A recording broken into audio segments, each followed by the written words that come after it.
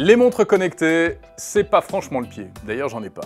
Mais alors même si des choses intéressantes se préparent, on attend l'Apple Watch, on attend de découvrir de nouvelles montres rondes très bientôt au Mobile World Congress de Barcelone.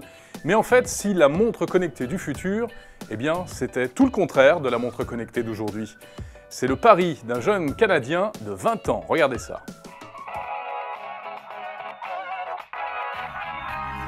Il s'appelle Simon Tian, il a donc 20 ans et il a eu l'idée de lancer une montre connectée un peu différente de ce que l'on connaît aujourd'hui. Voici la Neptune Pine. C'était l'an dernier, mais c'est un peu gros. C'est donc un concept de mini smartphone que l'on porte en permanence au poignet. Tout récemment, Simon Tian s'est dit qu'on pouvait mieux faire. Et voici la Neptune Duo.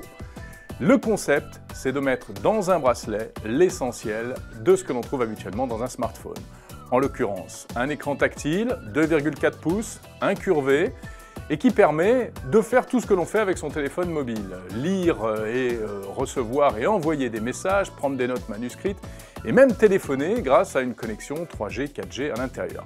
Ce n'est pas tout, ce bracelet est un véritable smartphone avec une connectivité NFC, un processeur quad-core, 64 Go de mémoire, un haut-parleur, un microphone, etc.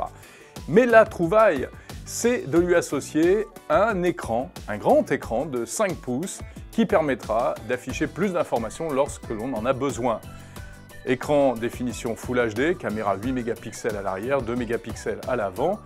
Le concept, vous l'avez compris, c'est de conserver l'essentiel de l'intelligence et de la technologie du smartphone sur le poignet et de déporter les contenus sur un écran qui n'a pas d'intelligence particulière lorsque l'on en a besoin. Alors tout cela est-il sérieux? Est-ce réalisable? On le comprend, ce sera sans doute difficile de mettre dans un petit bracelet toute la technologie d'un smartphone moderne. Et puis surtout, il y a la question de l'autonomie. Même si le jeune homme nous promet une batterie de 1000 mAh, il faudra que cela puisse tenir plus de quelques heures pour que ce soit véritablement un produit intéressant. En tout cas, l'idée est novatrice, c'est véritablement un nouveau concept.